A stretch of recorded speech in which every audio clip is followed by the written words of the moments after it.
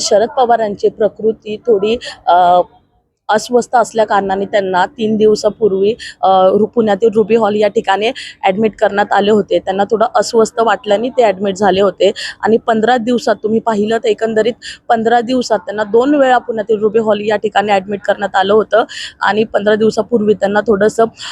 कफ झाला होता, त्या कारणाने त्यांना ॲडमिट केलं होतं आणि आता त्यांना थोडं अस्वस्थ वाटल्या कारणाने ते ॲडमिट झाले होते. पण आज सकाळी 9च्या सुमारास त्यांना डिस्चार्ज देण्यात आले आहे. शरद पवारांचे डॉक्टर परवेज ग्रँड यांनी माहिती देखील दिली आहे की शरद पवारांची प्रकृती आता